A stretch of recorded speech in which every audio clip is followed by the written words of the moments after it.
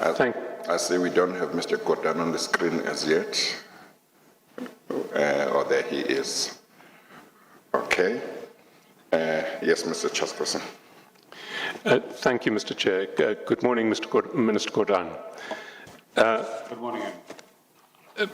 Minister Gordhan, I'm here briefly to lead you on your clarificatory affidavit that you furnished to the Commission in response to a directive of the Chairperson. Can I ask you to turn to page 781 of Bundle N3? Before we do that, Mr. Chairperson, he needs to take an oath or affirmation. Please administer the oath or affirmation.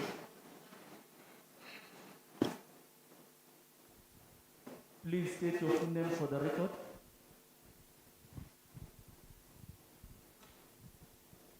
I think he can't hear you. Can you hear us, Mr. Gordhan? I can hear you, Chair, but not any. I can hear Mr. Chairperson. Oh, okay.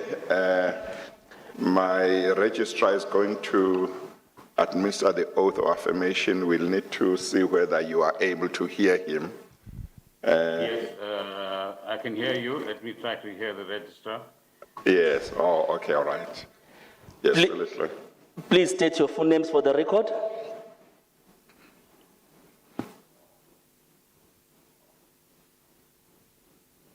No, he can't hear you.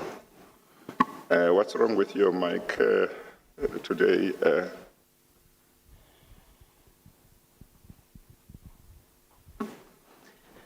Please state your full names for the record.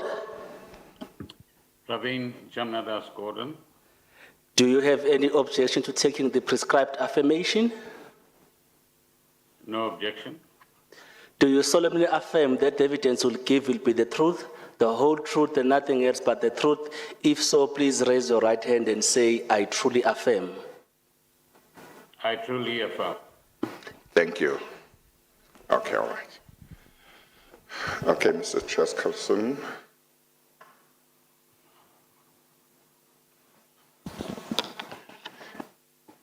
Thank you, Minister Gordhan.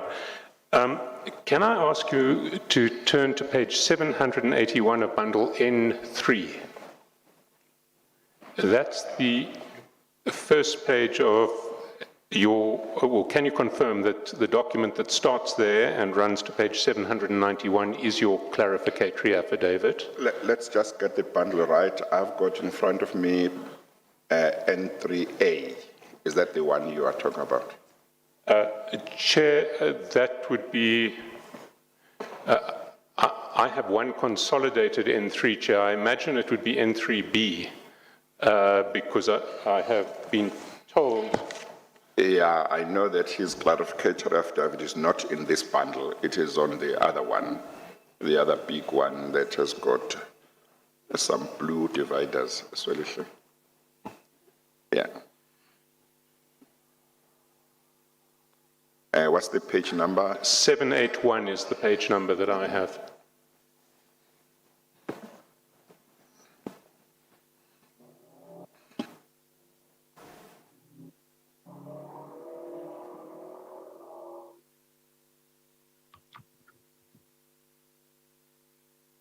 We'll say this one is bundle N3B, and the other one will be bundle N3A.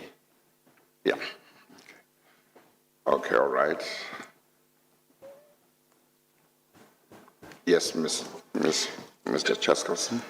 Minister Gordhan, if you can go then to page 781, it's N3B. And I'd like you to confirm that the affidavit that runs from 781 to 791 is your clarificatory affidavit. I confirm.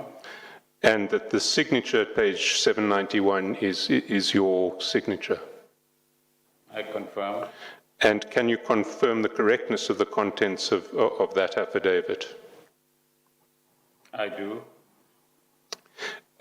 Minister Gordhan, I'm going to take you briefly through certain parts of that affidavit, can I ask you first to go to page 782, paragraph 5, where you explain the circumstances in which you furnished the affidavit, and can I ask you briefly to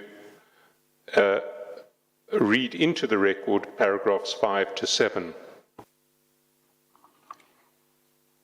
Paragraph 5, Chairperson, I submit this affidavit as directed by the Chairperson of the Judicial Commission of Inquiry into allegations of state capture, corruption, and fraud in the public sector, including organs of state, in brackets the Commission, on 6 May 2019, requiring a short affidavit to clarify, and in quotation, whether in stating in his statement of 11 October 2018 that Mr. in brackets Tom Moyane, in brackets again Mr. Moyane, acted maliciously in laying charges against him and others, he meant that A, in laying the charges against Mr. Gordhan and others, Mr. Moyane was motivated wholly or in part by, or he sought to advance the objectives of state capture, or he was abusing a legal process for his own personal goals that had either nothing or little to do with a legitimate complaint relating to an alleged crime, end of quotation. Paragraph 6, the chairperson's directions go on to require that, and in quotation, I succinctly state what, in brackets I, meant when, in brackets I, stated that Mr. Moyane had acted maliciously in laying the charges against me, in brackets, and others.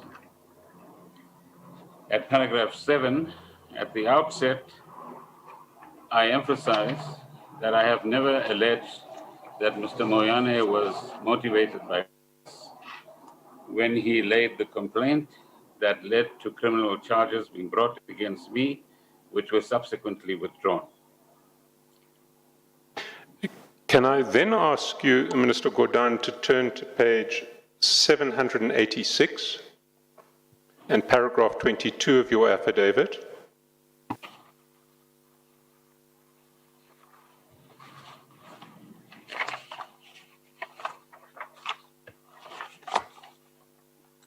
Yes. And there at the start of paragraph 22, you concede that you have no knowledge of Mr. Moyane's state of mind when he laid the complaint, and then say that you've considered his explanation for his conduct that he provided to the Commission. And from paragraphs 21 through to 22.1 to 22.7, you then set out what I understand to be the inferential reasoning upon which you submit that the Commission should conclude that Mr. Moyane sought to advance the state capture project. Would that be a fair summary of 22.1 to 22.7? Yes, that would be fair. And of course, if I may add, Chairperson, that in all of these matters, it is Mr. Moyane who is implicated in state capture, and he should give his version of various events to the Commission, in addition to whatever emerges from my cross-examination, so that the Commission has the full benefit of whatever he has to say. But the advocate is right that paragraph 22 and 22.1 to 22.7, he has presented as a fair summary.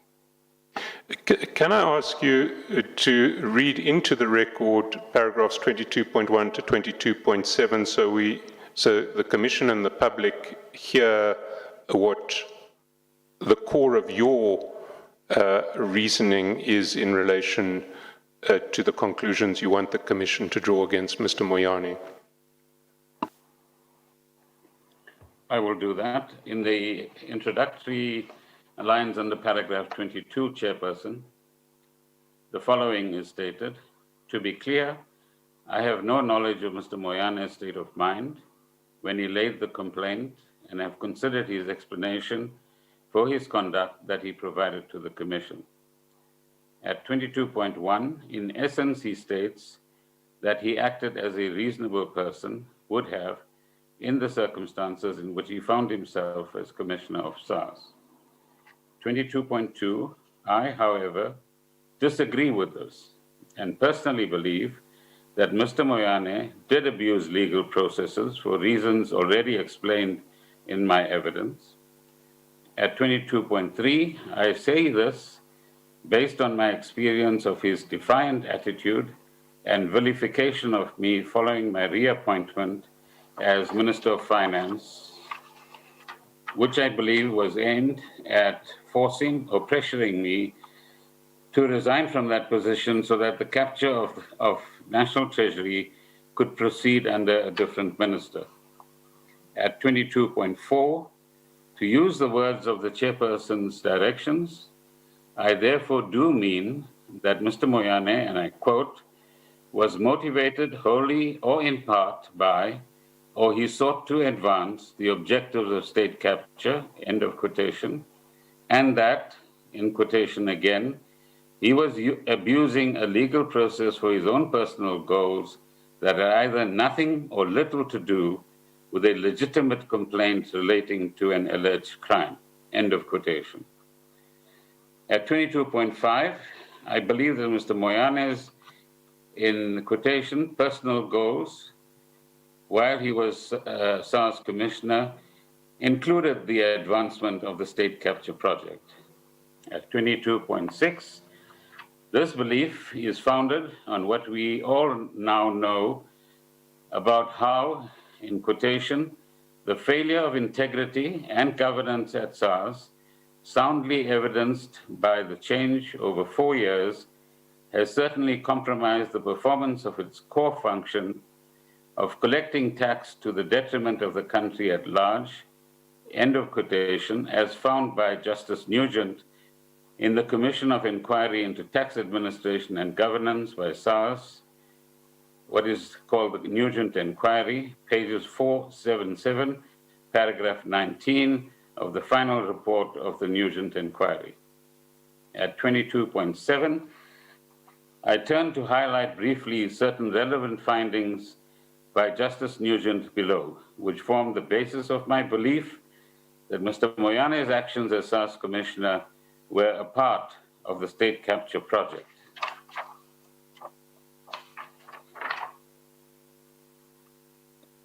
Just give me a second, I'll find the right page.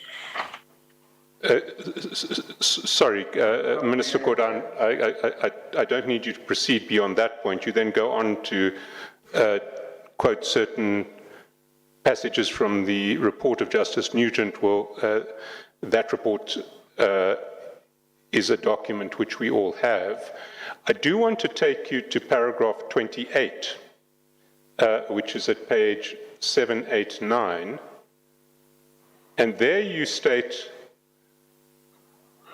in my statement to this Commission on 11 October 2018, specifically in paragraphs 104 and 127 to 127.4, I recorded numerous examples of the acrimonious nature of Mr. Moyane's rejection of my oversight while I was Minister of Finance and his insulting attacks on me following my reappointment as Minister of Finance in December 2015. This provides the context to and the basis for my belief that his laying of a complaint against me was something other than the actions of a reasonable commissioner.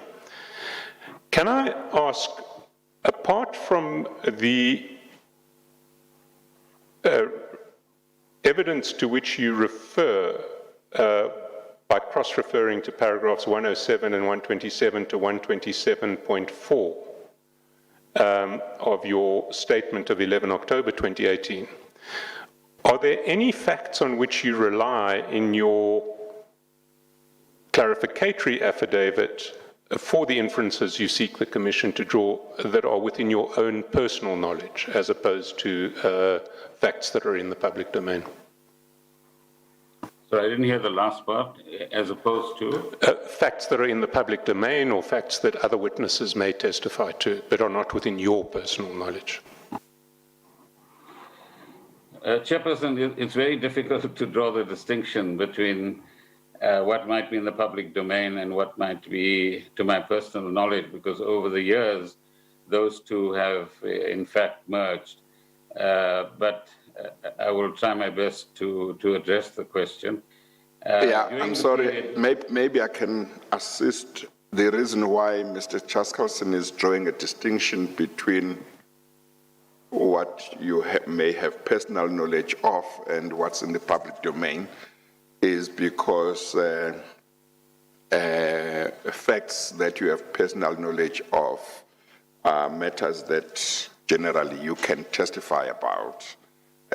Facts that may be in the public domain, but of which you may have no personal knowledge, you may not be able to testify in regard to whether they are true or not. So I think that's why he's making that distinction. Is that correct, Mr. Justice? That is correct, Chair. Yes. Okay, all right. I will certainly attempt to do that, Chairperson. Thank you for your guidance. Yes.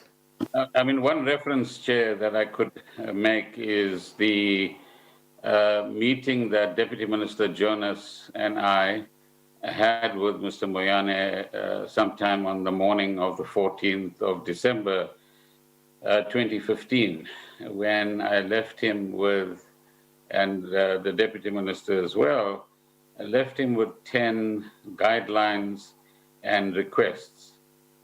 And amongst those 10 were firstly that the issue of governance over SARS must be a matter that we should discuss. Secondly, that I would like the opportunity to review what was then being called the new operating model. Now, outside of my knowledge, there's of course information about various meetings with Bain and Company at Nkandla and elsewhere, very much prior to Mr. Moyane's appointment at SARS, and the implications that could be drawn, including, and this is again outside of my knowledge. Sorry, Minister Gordhan, I must ask you to confine yourself to matters within your knowledge, because otherwise the evidence and the cross-examination may stray far beyond the bounds of what will be helpful to the Commission. No, thank you. Thank you for the guidance.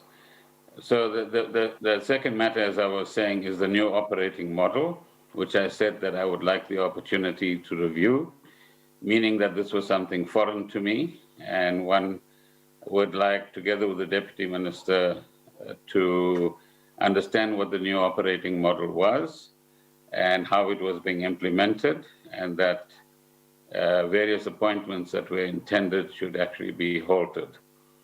The third matter was the question of requesting that if SARS was involved, or any person in SARS was involved in the leaking of information to, in particular at the time, the Sunday Times, that should stop, because that is not in the best interest of SARS. Then the fourth element is that as far as communications go, that SARS should limit itself to tax and customs and related matters of administration, and that if there was something extraordinary that SARS was required to comment on, that consultation should take place with the Deputy Minister of Finance before SARS got involved in any other matters. The fifth or sixth issue was the question of endeavoring, that we should all endeavor to put in place a strategy to regain public confidence in the institution.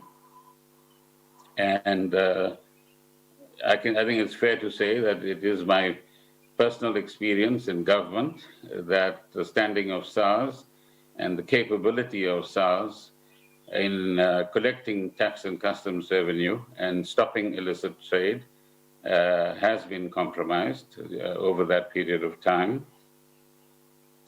Then there was a request that SARS officials should not stray into political matters and should desist from political commentary.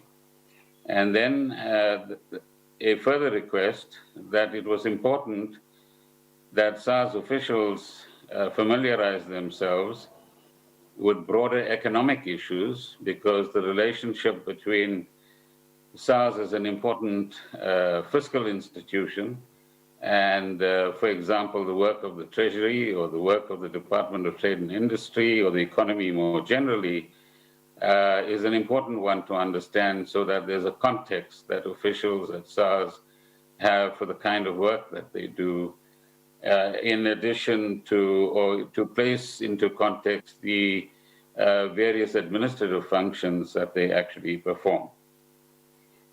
And lastly, Chairperson, we emphasized, the Deputy Minister and I, the importance of institutional integrity. Again, returning to the theme that I made reference to earlier on. Those were issues that were confirmed by Mr. Moyane in an email that was discussed in the first meeting. Apart from that, of course, there's the question of the alleged charges, which in fact I've learned more recently is a complaint that had been lodged by Mr. Moyane at the Brooklyn police station. And initially, Chair, I'll give you the references if you need them, from your own findings in the, I'm not sure what you call it technically, judgment or ruling. A ruling or judgment, yeah. You make, I beg your pardon? Yeah, you can call it a ruling or judgment. We know what you're talking about. Okay, all right, thank you. Not being a lawyer is I need to get the terminology correct. Yeah. But there were two, you may be referring to the first one, you must just tell us which one you are referring to. Yeah, it's the April 2019. Okay, that would be the first one, yeah. In which there's a quotation from some document that Mr. Moyane has submitted to the Commission, in which it is said that he did lay charges against several individuals. And if I remember the quotation, he said, the quotation goes on to say, including Mr. Gordhan or Minister Gordhan. But in his later affidavits, he then, of course, confirms that I was not amongst the names that he had indicated in that complaint. Of course, I was none the wiser, because we had no access to the actual documents lodged at the Brooklyn police station. And secondly, that only became apparent when the documentation became available through the offices of the Commission itself. So there's that discrepancy, if you like, about whether, in fact, and the words, as you know, Chairperson, complaint and charge gets mixed in various passages, in various documents as well. But I believe the technical terminology is that was a complaint, and the charges actually that followed, lodged by the NPA on the 11th of October 2016, and then withdrawn on the 31st of October 2016, were in relation to the pension fund and not the investigation unit itself. So that's another set of facts that are material up to a point in this context. And the third is the fiscal implications of a revenue service that now has, or as a result of various actions taken during Mr. Moyane's term of office as Commissioner of SARS, and as a result further of the dismantling of various capabilities and institutions that were set up within SARS, which advanced tax compliance generally in the country and led to increased revenues being collected, that dismantling of some of those or the reorganization of some of those entities actually resulted in loss of capability. So I suppose people at SARS today can tell you how many auditors, how many debt collectors, how many experts in corporate taxation that were assembled over a period of time in the 2000s left SARS, either being forced to or not wishing to be associated with the kind of developments that were taking place. The consequence of all of that, Chair, is that tax compliance is now lower than what it used to be, which means that what we used to refer to as the tax gap, meaning the gap between revenue due and revenue to be collected, grew rather than was being narrowed as it was being during that period and after that period as well. And so today, the new commissioner and management at SARS would have an additional task of rebuilding the capability and capacity on the one hand, but on the other hand, encouraging quite a different level of tax compliance compared to the period when Mr. Moyane was there as well. And that has serious consequences in terms of, if one would like to say, balancing the national books between what revenue comes in, what expenditure takes place, and what borrowing has to happen in order to enable that expenditure to take place. And the consequences are felt by ordinary people in South Africa at a day-to-day level. So that's a whole topic in its own right. In respect of what happens when, under the guise of one or other narrative, institutional deterioration takes place, not accidentally, but with intention, and possibly through a misguided belief that those actions would serve a particular cause. In retrospect, it only served the cause of what today we know as state capture and institutional deterioration and destruction, as opposed to actually helping the country to be in a better position to deal with what we now know as the COVID pandemic itself. I'm going to pause there, Chair, because there might be many other things as well. So I'm not sure what Mr. Chaskelson has in mind, but those would be some instances. Yes, Mr. Chaskelson. Chair, before I ask further questions, if I can just give one cross-reference. Before you do that, can I just confirm that the question you had posed to Mr. Gordhan, to which he was responding, was whether there were any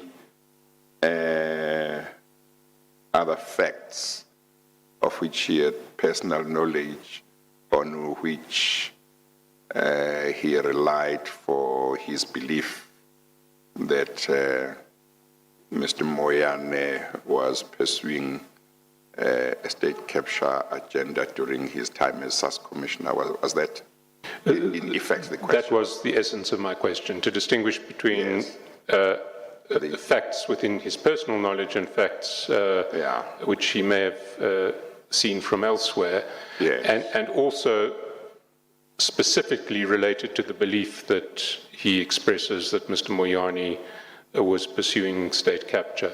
I do want to draw that distinction, Minister Gordhan, because this commission is not concerned with whether Mr. Moyane's actions were good or bad for SARS. It is just concerned with the question of whether Mr. Moyane's actions at SARS were motivated by a a desire to pursue state capture. So I think it's very important to keep those issues separate. But also I wanted May I respond to that? before you respond to that, please don't forget what you wanted to say, Mr. Gordhan. In answering Mr. Chaskalson's question, did you understand the question to be the one that I've just articulated and which he has confirmed? You've given it a bit more clarity, Chair. So I can add one or two elements, and I would like to, if I may, comment on Mr. Chaskalson's point about the Commission focusing on state capture and not what happened within SARS itself, if I may. Sorry, Minister Gordhan, that wasn't the distinction that I was seeking to make. It's a distinction between whether Mr. Moyane was motivated by a desire to pursue state capture, which is what the Commission is concerned with, and what the consequences of Mr. Moyane's actions were for SARS, which for the most part is not an issue with which the Commission is concerned. Assessing whether Mr. Moyane was good or bad for SARS is not primarily a focus of this Commission, certainly not a focus of today's cross-examination. Yes, I think Mr. Mpofu has been covered, or has he not? He wanted to say something. Okay, let them sanitize before you, otherwise if you can speak, if it's a brief point, you could speak from where you were. Okay.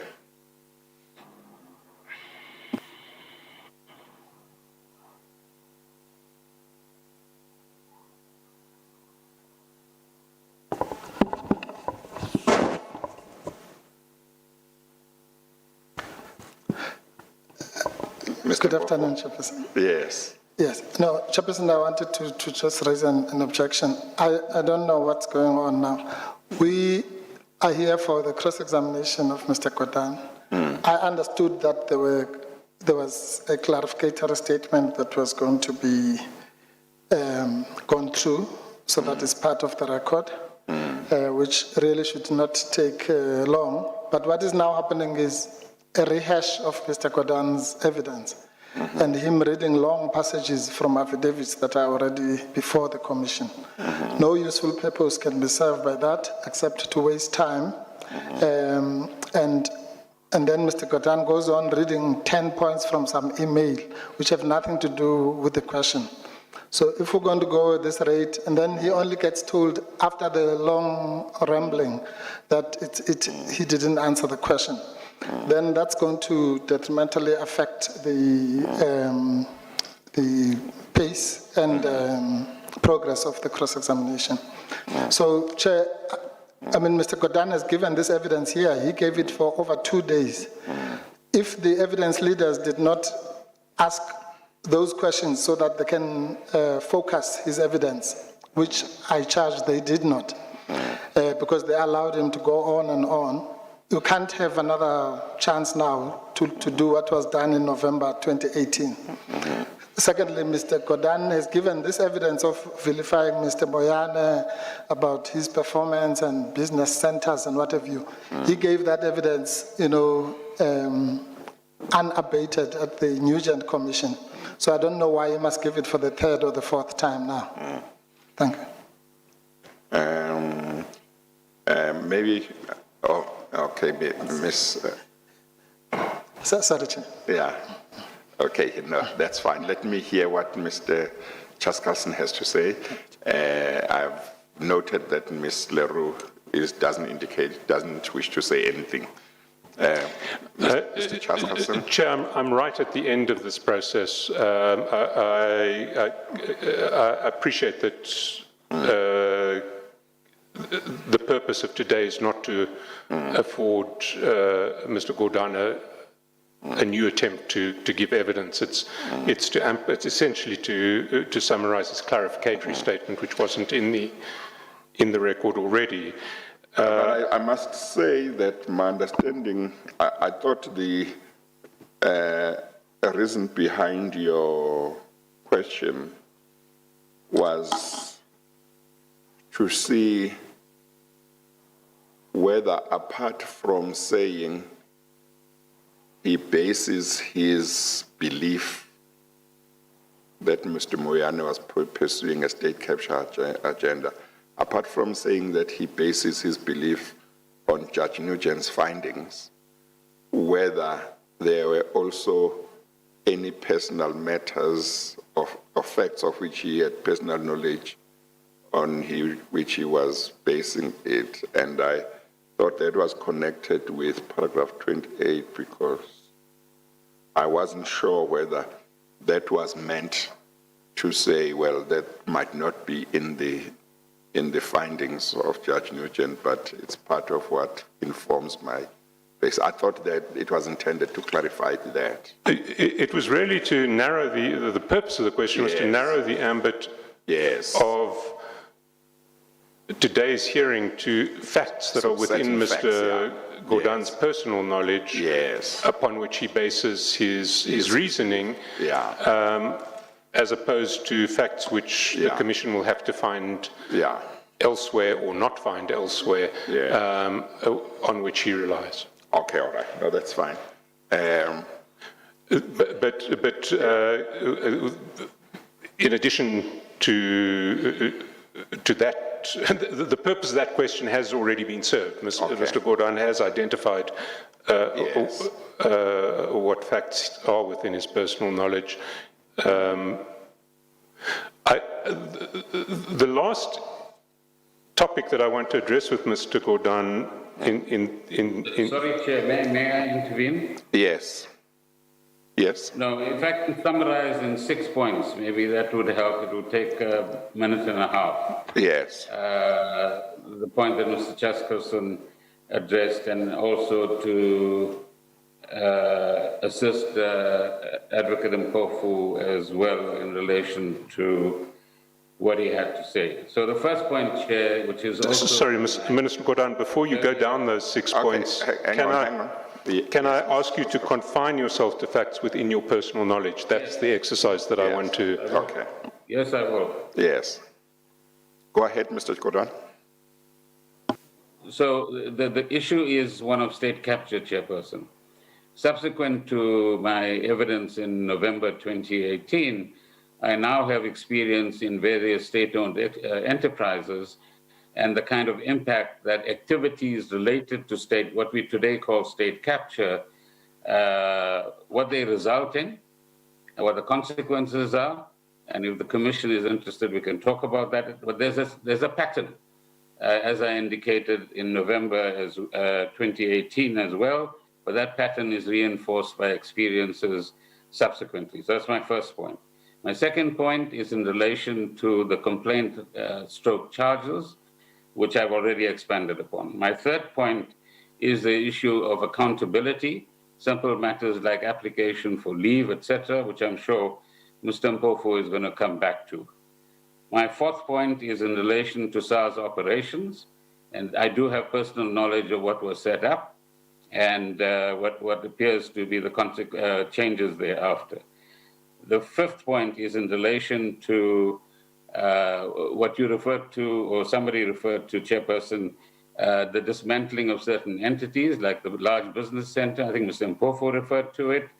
I didn't give evidence, as far as I can recall, before the Nugent Commission on that, so you might want to check his facts. I went through the presentation I made to the Nugent Commission last night, and I merely explained how SARS worked in its various dimensions. And my last point, which will also, I imagine, emerge in the cross-examination, is that Mr. Moyane was in possession of various forms of exculpatory evidence, both in relation to the so-called pension issue and the investigatory unit issue, which did not make itself known or was not publicly opened up to until it was very late in the day, so to speak. So those are my 6 points, Chair. Thank you. Thank you. Mr. Chaskerson. I'm going to try and bring us back to the terms of reference for today, which are set out in your ruling, Chair. Yes.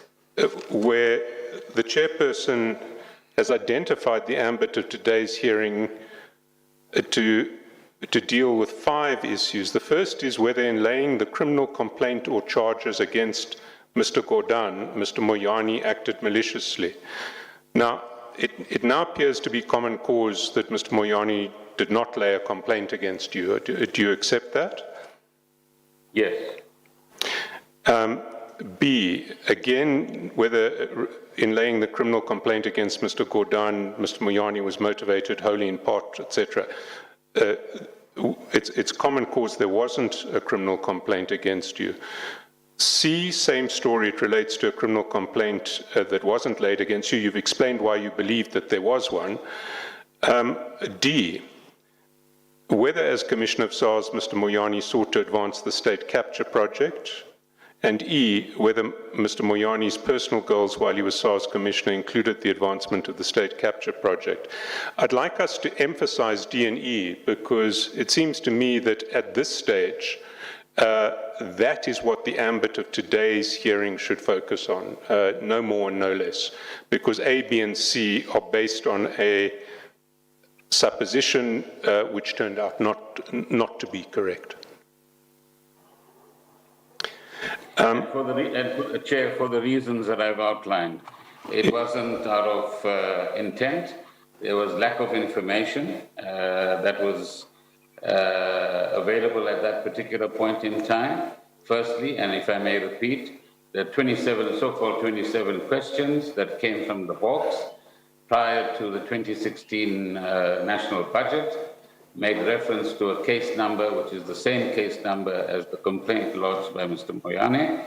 And my last point, which I've made before as well, is that the true nature of the complaint and the persons indicated in that complaint only became apparent once the documentation was available through the Commission. Thank you. Yes. Okay. Thank you, Chair. Those were all the questions that I wanted to ask. Okay, thank you. Mr. Mpofu, you now have the opportunity to cross-examine Mr. Gordhan.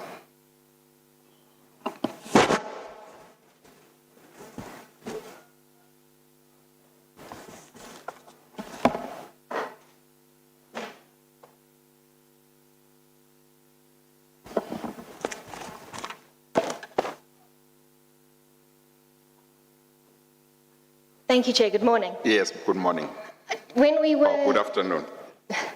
Good afternoon already. Yes. When we were in chambers, you said that you would give an indication at this point with respect to duration of the cross-examination. Yes. We'd previously been advised that it was likely to be around 2 hours. Well, you said you would give an indication on whether the further evidence this morning had changed that for you. Yeah, no, actually. If we could just get that clarity, we'd be indebted. The last thing I said was that after Mr. Chaskowson has finished leading Mr. Gordhan on the clarificatory affidavit, I will adjourn and we would have a discussion about the duration in chambers.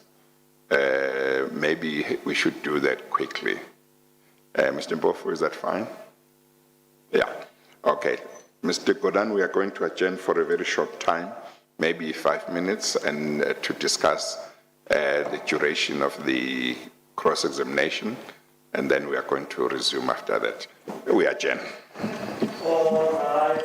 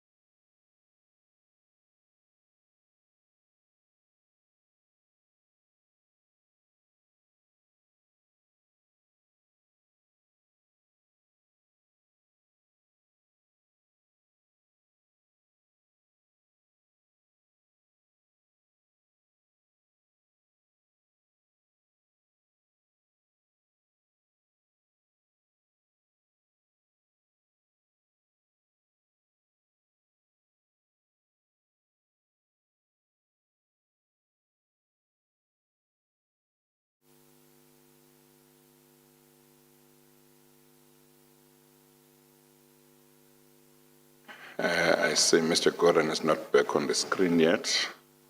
We'll have to wait for him.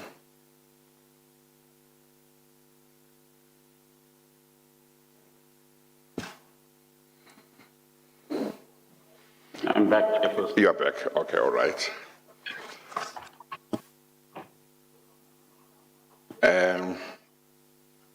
After discussing with all the legal teams, with regard to the duration of Mr. Gordhan's cross-examination by Mr. Mpofu, I have provisionally fixed 2 hours, which is not going to be rigid. I've said that at the expiry of the 2 hours, I will assess the situation and may have discussion with the legal teams as to whether it's necessary to add, and if so, add how much. So that's what I've said. So we are going to start now, and then at 1 it will be lunch. So Mr. Mpofu's first hour will finish at 2:30, and then the second hour at 3:30. So around about 3:30, we will then look at the situation again. I also want to emphasize, having discussed with the legal teams, that the scope of the cross-examination is subject to what I will say just now, set out in paragraph 28 of my ruling of 25 November 2019. That is the second ruling. Mr. Chaskalson did refer to this paragraph just before we adjourned, and I'm going to read it for the benefit of everybody, including the public. It said in 28.1, subject to 2 below, but I won't go to 2 below because it's not relevant for today. Mr. Moyane is hereby granted leave to cross-examine Mr. Gordhan on A, whether in laying the criminal complaint or charges against Mr. Gordhan, Mr. Moyane acted maliciously. B, whether in laying the criminal complaint against Mr. Gordhan, Mr. Moyane was motivated wholly or in part by or he sought to advance the objectives of state capture. C, whether in laying the criminal complaint against Mr. Gordhan, Mr. Moyane was abusing a legal process for his own personal goals that had either nothing or little to do with a legitimate complaint relating to an alleged crime. D, whether as Commissioner of SARS, Mr. Moyane sought to advance the state capture project. E, whether Mr. Moyane's personal goals while he was SARS Commissioner included the advancement of the state capture project. As I understand the position, Mr. Gordhan has indicated that A to C, as far as he is concerned, have fallen away, and I think as far as Mr. Chaskalson is concerned, in the light of the clarification that Mr. Gordhan gave about what had happened, Mr. Chaskalson said really as far as he's concerned what remains is D and E. Now Mr. Mpofu has said that he will have some questions for Mr. Gordhan in regard to A to C, although they would not take a lot of time. But other than that, there is common understanding that the main issues are those that fall under D and E of paragraph 28 of that ruling. Okay, Mr. Mpofu, did I capture that correctly as you understood it as well? Chairperson, yes, you did. Yes. If I may, Chair, before you run the clock. Yes. Just, Yeah. Chair, just a few remarks. One is that we don't accept implicitly that A to C have fallen away, and I'll I'll deal with that in questioning Mr. Gordhan. Yes, To clarify, and then maybe I might address the chair on that. What we do, of course, accept, Chair, that even when you gave your ruling, the accent of your ruling was on, let's say, D to E. Yes. In the sense that, but our approach is that the five things are completely interrelated. One cannot separate from them. But in fairness to the chair, you did say at paragraph 26, an allegation that someone performed his or her duties in order to advance the state capture project is a serious allegation, and those facing such an allegation should be given an opportunity to defend themselves against it. And you also said at 27,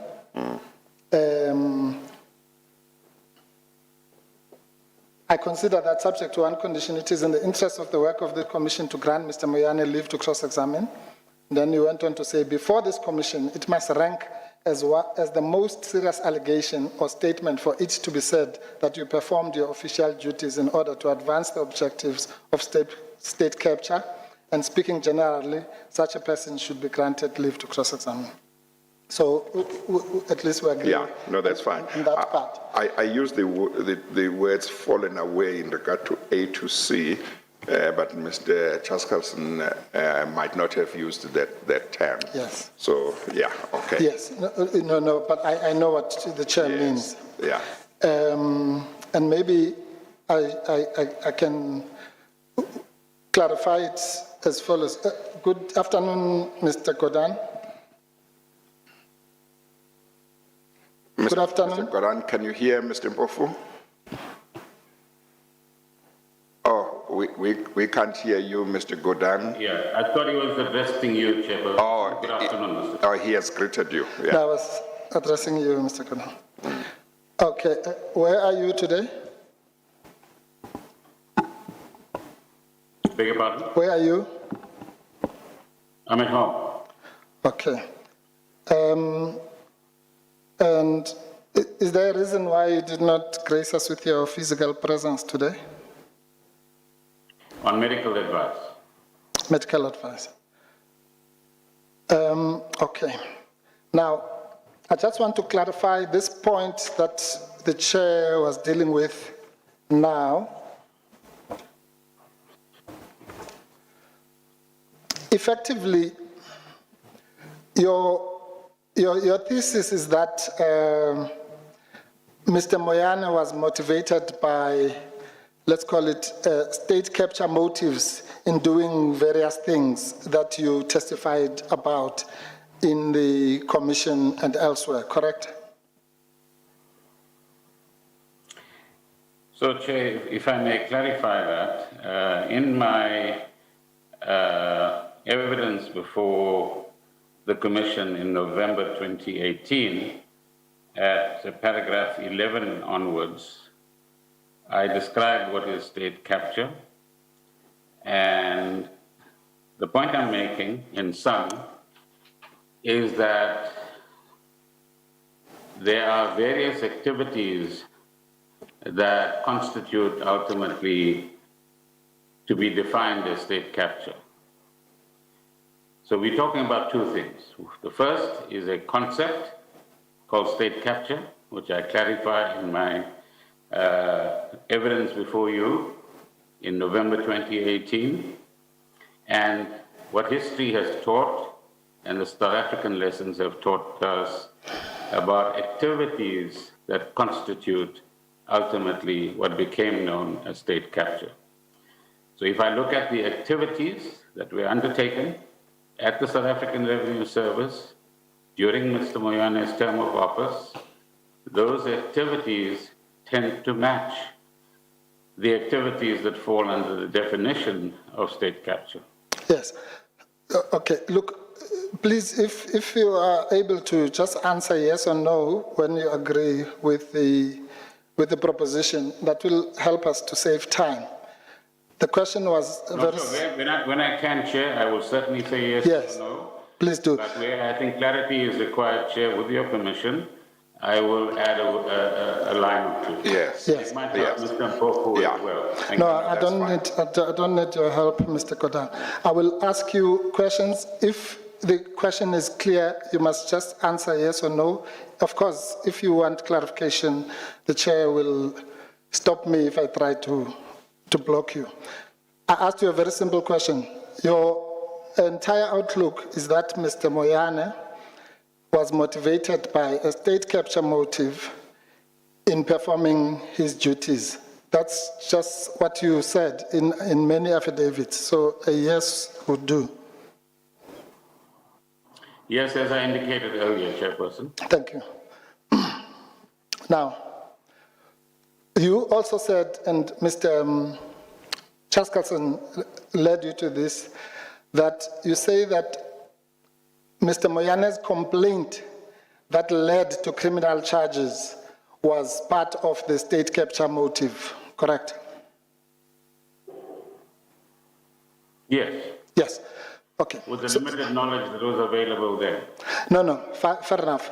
The point is that you were not really saying that it's the charges that he laid against you per se, but that his complaint, which led to, it was his complaint that led to the criminal charges. There may have been other things, but it triggered the process that led to the criminal charges, correct? Yes, Yes. So therefore, and when he laid that complaint, that was part of his official duties that he was performing, correct? could you repeat that, please? When he laid the complaint against those people at Brooklyn Police Station, it was part of performing his official duties, correct? I don't accept that. Did he do it just as a person or as a commissioner of SARS? Well, I think Mr. Moyane is in the best position to explain himself when he gives his major evidence before the Commission Chair. Well, okay, to your knowledge now, I accept that you say earlier you were not au fait with the facts. To your knowledge now, you know that he laid that complaint in his capacity as Commissioner of SARS, correct? Yes. Thank you. Now, therefore, the artificial line that is sought to be drawn between what you call, whether in laying the criminal complaint or charges, and I do understand that it was not against Mr. Gordhan, let's say against anyone. But your view is that in laying the criminal complaint, Mr. Moyane acted maliciously, correct?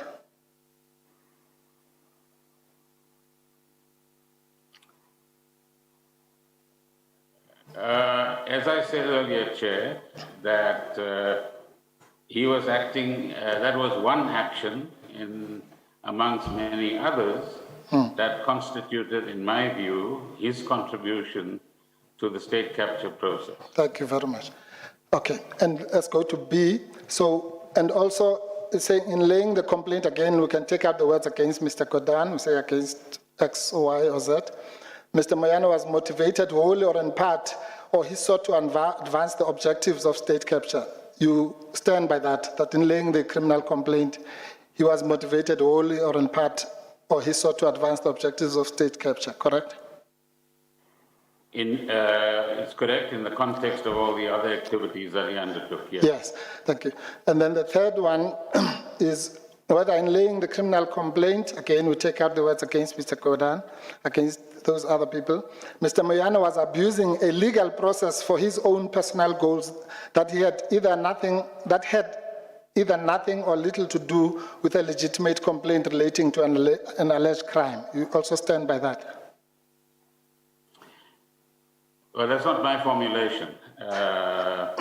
The concept of personal goals, Chairperson, how does one draw the line, which has mystified me, between what one does as a person when holding a particular official position or any position, and what one does by playing a role in that particular position. So I don't know what the word personal means in that context, Well, but if you say that he as a person did certain things, yes. But I don't know about what personal means. no, but if you don't know what personal goals are, these are your words, Mr. Gordhan. If you go to page TSM 787, the one that you read out in front of... Just to confirm, we are still using the same bundle that's correct, Chair. that we Yes. that was referred to earlier. What is the number, Mr. Mpofu? TSM-787. It's the one that you read out now to the Commission. Actually, Mr. Mbofu, we can just ignore TSM. We just use the numbers, yes. The number, yeah. Thank you. That will What's save the us number? time. 787. Chairperson. 787. Okay. Have you got it, Mr. Gordhan? So again, Chair, this 22.4 is the paragraph that Mr. Mpofu is referring to. No, that's not the one.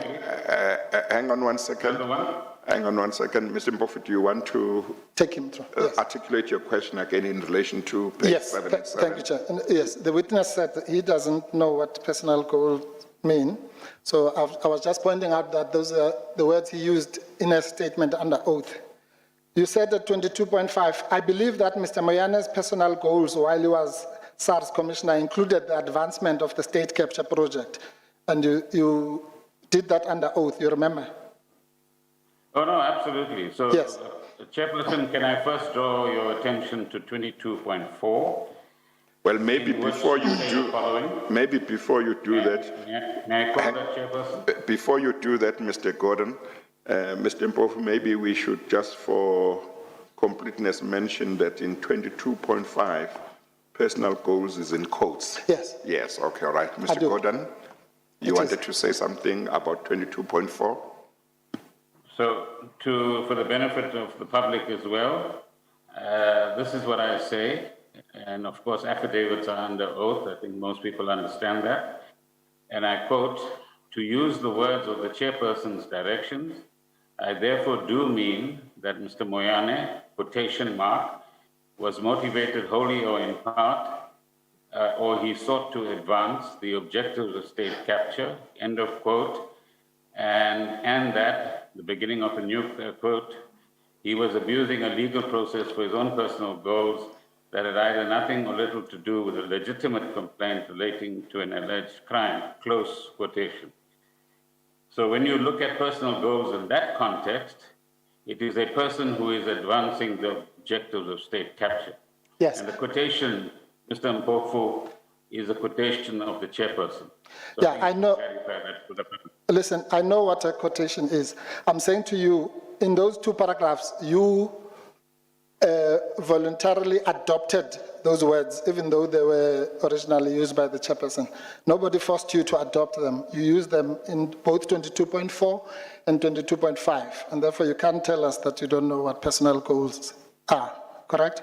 So what I was doing here, Chair, is in the context of 22.4 and 22.5, explaining that the personal goals in this context, as described through the quotation referred to yourself, Chairperson, is in the context of advancing state capture. Yes, That's thank the you. point I was making there, but my earlier remarks were, if you like, in a more abstract sense. Yeah, well, okay. Thank you. And anyway, yes, thank you very much. The question really was whether you stand by the statement in C, which was whether in laying the criminal complaint, Mr. Moyane was abusing a legal process for his own personal goals that had either nothing or little to do with a legitimate complaint relating to an alleged crime. And you stand by that? No, I stand by the fact that Mr. Moyane, in his position, was advancing state capture, and that one of the activities in that process was to lay the complaint. Thank you. Maybe just to make sure I follow, what was your understanding of the reference to personal goals in the chairperson's directions?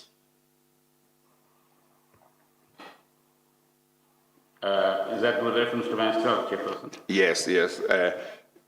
In 22.4, there is a quotation. Sorry? Sorry. Yes, I just want to to make sure I understand what your own understanding was of what the chairperson was referring to when he was referring to Mr. Moyane's personal goals.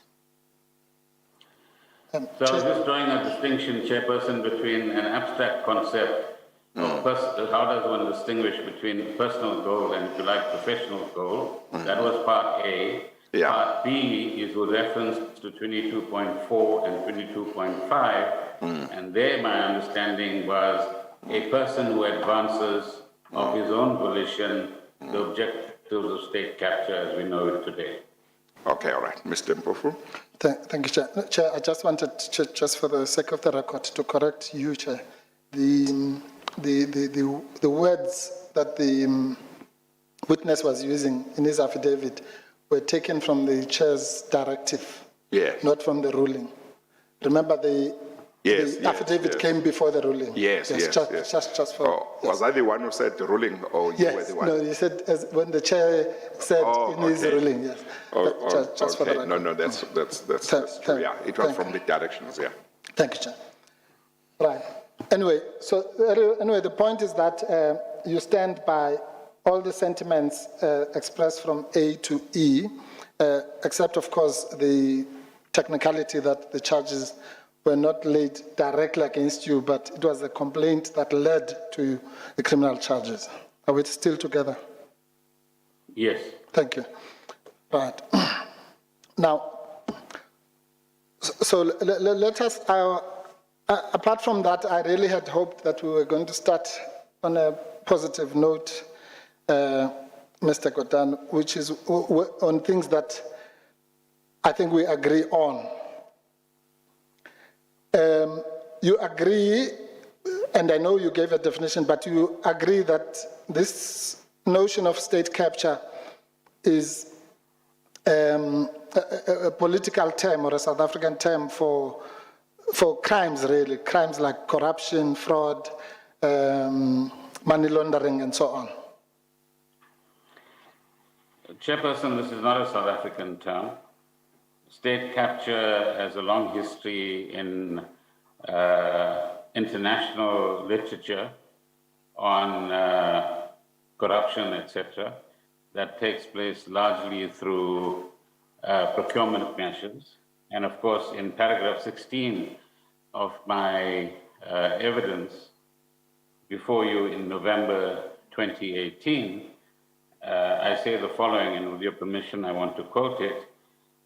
A useful conceptual framework for understanding events and the phenomenon of state capture has been developed by the group of academics who published the Betrayal of Promise report and the recent book, The Shadow State, The Politics of State Capture.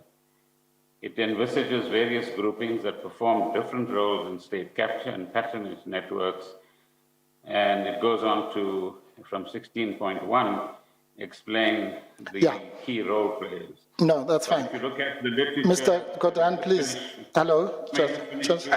No, if you can just answer my question. I don't want your... I'm answering your question. No, the question is either you agree with... It's not just the South African term. Do you agree that it's corruption or fraud and crimes like that, yes or no? I think, Chairperson, it might be very useful if Mr. Mpofu wants yes or no answers, then he must ask one question at a time. That's one question. Do you agree with whether that is crimes like corruption and fraud? Hang on, Mr. Mpofu. Let him finish. I don't think it's going to take long to finish what he was saying. I think it's going to take long. Yes. I'm not going to allow him to take long, but thank you. Just finish how you were capturing state capture as an international concept as you understand it, Mr. Gordhan.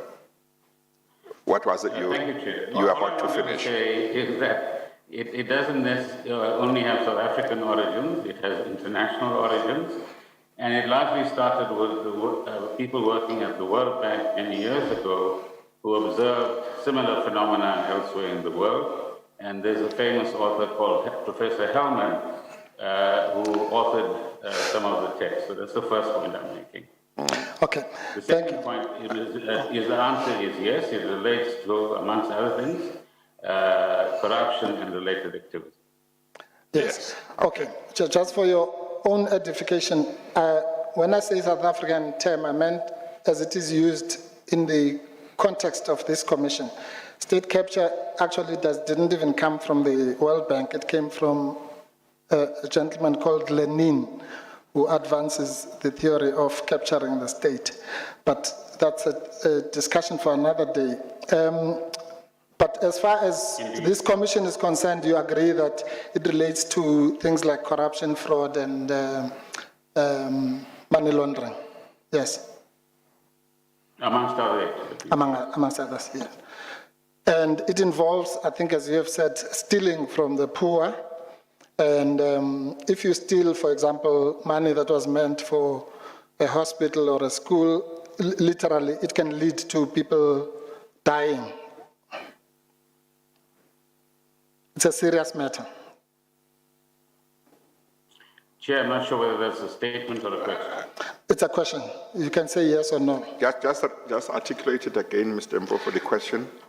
When such corruption, fraud, and theft relates to, for example, let's say stealing money that was meant to build a hospital, we could say that state capture is such a serious thing that it could lead to people actually dying or suffering.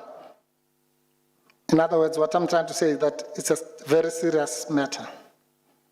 Yes? Yes. Thank you. And actually, if you look at it in its proper context, it's that idea of stealing from the poor would be, particularly in a country with a history like ours, tantamount to treason, correct? I'll leave that to the lawyers, Chairperson. Well, it's a serious crime that in many places would even have a capital offense. In fact, in other countries it does, correct? A capital punishment. Again, I leave that to the lawyers. No, well, to your knowledge, you don't know that it's a serious crime. No, it's a terrible thing to do. That's why I Thank you. That's not just for lawyers.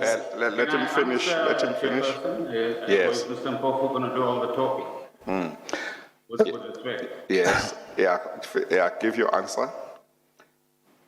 You don't have to be arrogant, Mr. Gordhan. I understand it. You don't have to be arrogant. I'm not going to do all the talking. You are the one who's being cross-examined, so you'll do the talking if you answer my questions. Okay, Mr. Mpofu. Mr. Gordhan, just give your answer. Now, all I'm saying, Chairperson, is that Mr. Mpofu is absolutely right that state capture, but more importantly, the activities that take place under this umbrella is a very serious matter, and that is the matter that as Deputy Chief Justice and Chairperson of this Commission, you are charged with to both investigate and evaluate, both in terms of the actions taken by various people, but also the consequences of the actions as well.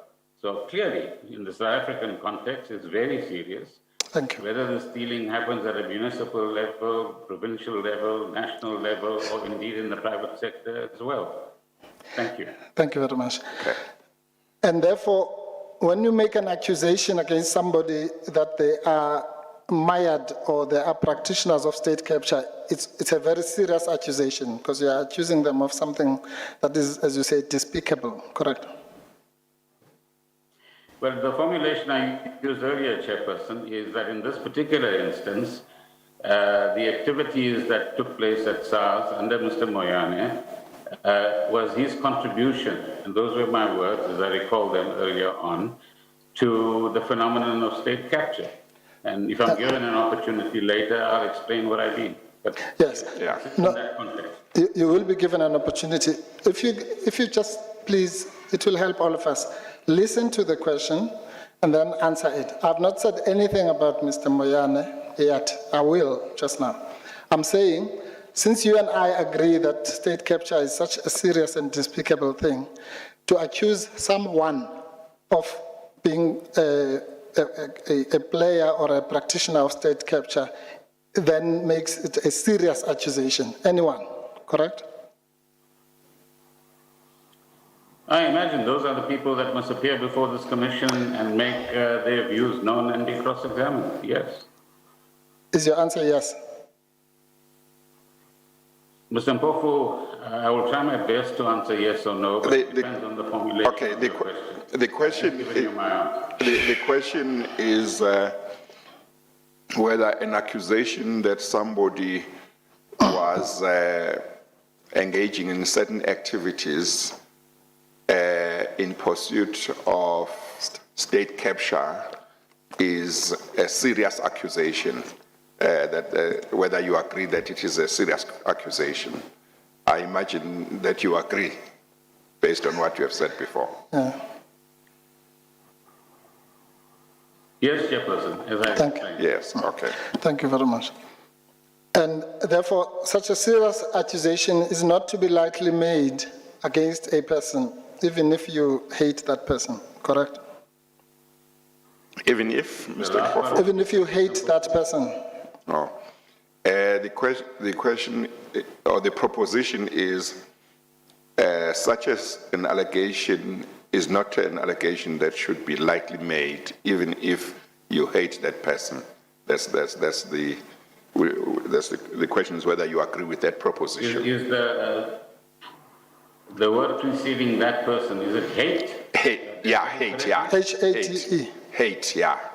Even if you hate that person. There are two different issues here, Chairperson. The first is, yes, it's a serious allegation. The second, hatred has got nothing to do with this. This is an objective exercise. Okay. Okay. Now, okay, in the performance of that objective exercise, it would be important, given the seriousness, that before you accuse someone of state capture, you better have evidence, correct? No, it could be evidence, it could be a perception, it could be a conclusion. For example, the public might think that person X is involved in state capture, but it's a collection of information rather than evidence that they have, and they could well draw that conclusion. So in some instances, it is information, in other instances, it might well be evidence. Okay, let me ask it maybe differently. Before you accuse someone under oath in a commission such as this, or in statements of state capture being such a serious matter, it would be better if you have evidence and not just relying on gossip, correct? No, gossip is a terrible thing to rely on. And you agree that you should have evidence? So there must be facts that are fitting the picture, if you like. Yeah, Mr. That you reach the conclusion of. Okay, I'm sorry, Mr. Gordhan. I don't know why you have a problem with such a simple thing. If you accuse someone of a serious thing, rape, murder, state capture, under oath, you better have evidence. It's a simple thing, yes? Yes, obviously, you will provide facts that lead to evidence being... The word evidence has legal connotation. That's the only point I'm making, Chairperson. But so I'm saying, yes, there must be a collection of facts and there will be other collections of information. Otherwise known as evidence. I'll take your word for it. Thank you. Okay. Now, one of the... Well, I see we are at one, Mr. Mpofu. Well, but if you have one more question to ask before we adjourn, that would be fine, or one or two, that's fine. Chair, what would you like? You know, a cross-examiner's 1-2 questions can be... Chair, I will indicate, when we get to a natural place, I will indicate. No, that's just fine. on this topic. We can take even 10 minutes or so. Good, if that's, good, yeah, Chair. but I just want to alert you. To alert me, Yeah. yes. No, Chair, I will, in fact, this theme, I'm just about to end it, and then maybe we'll stop even before the 10 minutes. Yeah.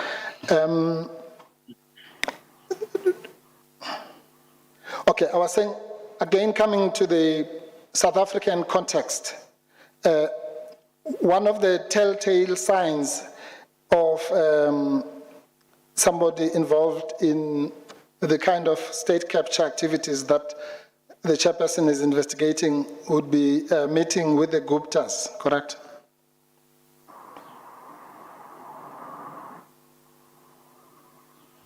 I'm not sure where that is going, but... Don't worry about where it's going, just answer the question. Just for my benefit, just repeat the question. For me, please, so I can One, in the South African context, one of the telltale signs that we use to determine that someone was involved in state capture is if they had a meeting or meetings with the Guptas or visited their compound. Those are some of the telltale signs, correct? Visiting the compound might well be one of the telltale signs. Yes, I knew you were going to go for that one. I knew you were going to go for that one. Why are you jumping the one of meeting the Guptas? Because the word meeting means many things, as I've explained in my affidavit, or rather, my statement in November 2018, that there were, for example, New Age breakfasts that ministers, including myself, attended once or twice. Yes. When the president at the time was attending those in order to support him to answer questions if questions arose in a particular portfolio. In the second instance, if you walk into a room and the Gupta person is present and you obviously are told, yes, so and so, and you meet the person. But there are other instances where you conspire with the Guptas. That's a very different category. No, Mr. Gordhan, please, it will help you, me, and the chair if you listen to the question. I'm not talking about you, about meetings at dinners or whatever. I'm saying, do you agree or do you disagree that in South Africa, one of the telltale signs that we use is to determine if a person had meetings with the Guptas? Is that one of the telltale signs, not the only one, or yes or no? It depends on the context. All right, maybe let me put it this way. In Parliament, you were asked by the DA if you had met with the Guptas, correct? Yes? And you said you never met with them, correct? In a particular context, yes. Yes. Now, all I'm saying is, I'm not getting there now. I'm saying one of the reasons that the DA or any opposition parties would ask you that question is because one of the telltale signs of people being involved in state capture in South Africa is meeting with the Guptas. They were not asking you just for fun, correct? Well, I don't know what their intentions are. The DA must come and... What do you think? What do you think their intentions were when you answered the question? I'm not here to speculate. Okay, well, I'm putting it to you then that they were asking you because of what you are avoiding to answer, which I don't understand, that one of the signs is meeting with the Guptas. But let's move on. So the...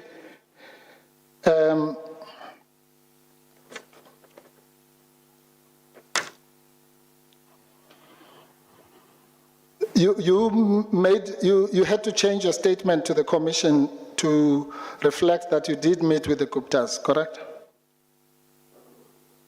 Yes, on the reminder that I received from my then Chief of Staff, who currently is the DG of the Treasury, Mr. Moyane.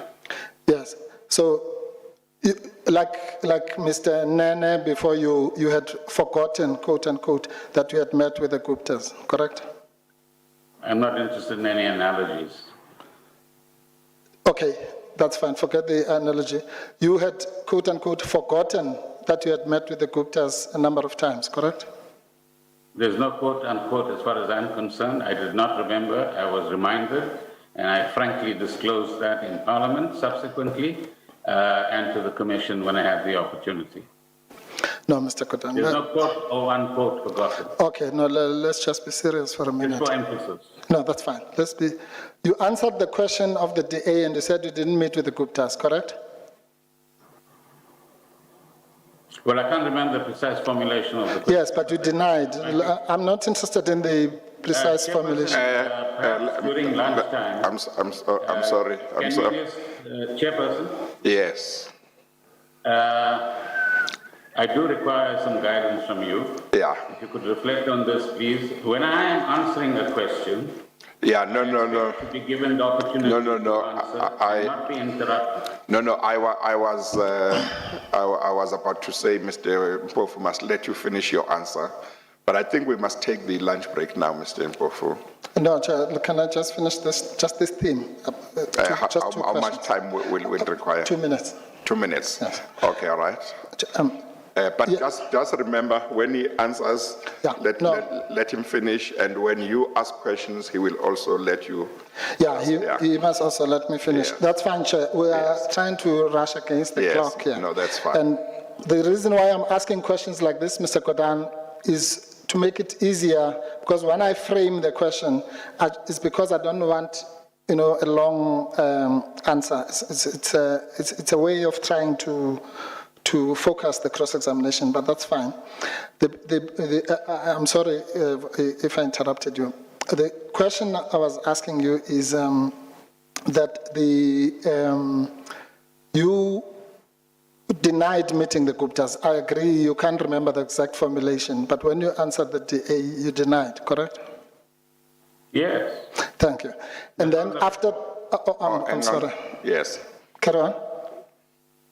Carry on, Mr. Do you want to clarify that yes? I said, Chairperson, I said yes, and I said that is on the record. Yes, And thanks. as I said previously, I had no recollection of anybody from the Gupta family being present when I met Mr. Ambani during that time.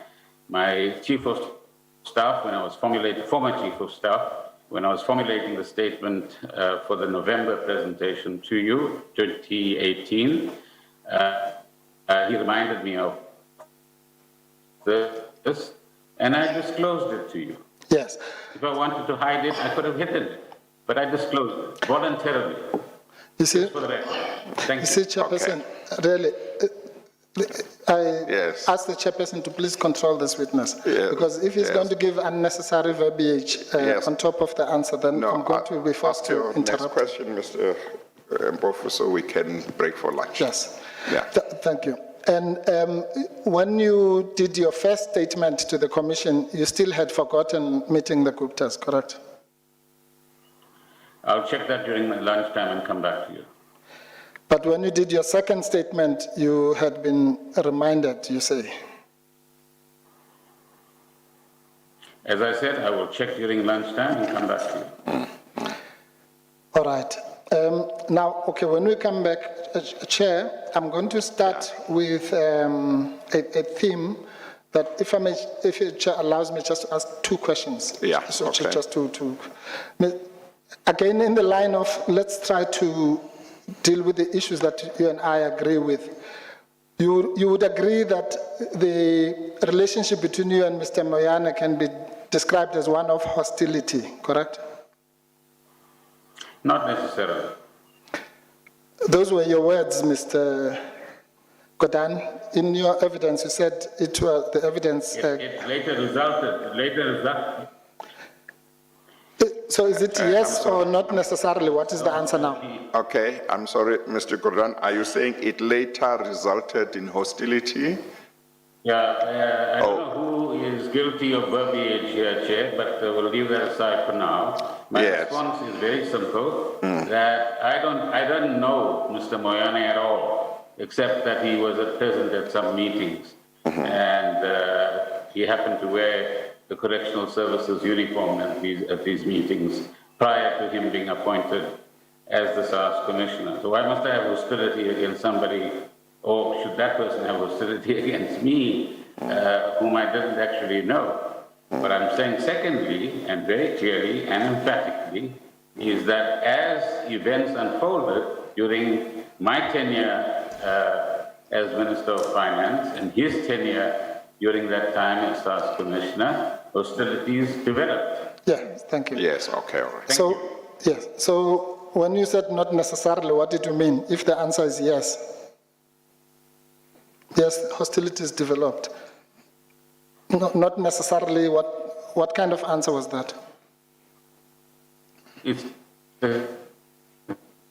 exactly what I explained.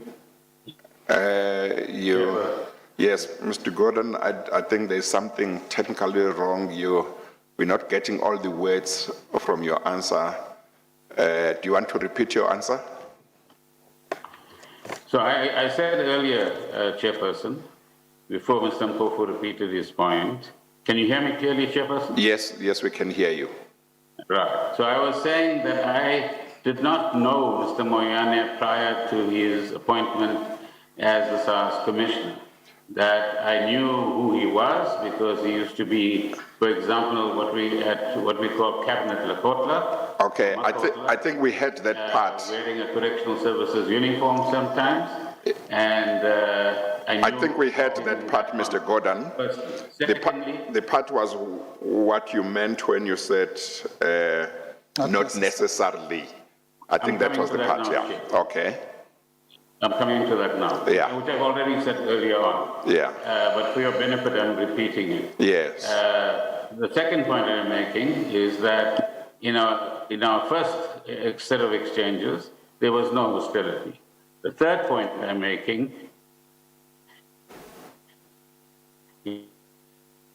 is that during his tenure as SARS Commissioner, which SARS Commissioner is accountable to the Minister of Finance, hostilities did develop. Okay. You don't want to answer the question, I take it. I think let's break if you want. Yes, we can break at that point. Then. If you might use the lunch break also to think about, please answering my question. What did you meant by not necessarily? Thank you, Chair. Yes, we are going to take the lunch. Yes. Yes. Yes. You adjourn, Yes. may I address you, please? Yes, you may. I don't think Mr. Mpofu is helping this particular set of exchanges by throwaway remarks like that. I've just taken the time to repeat twice what I actually meant and said. And there are three elementary points.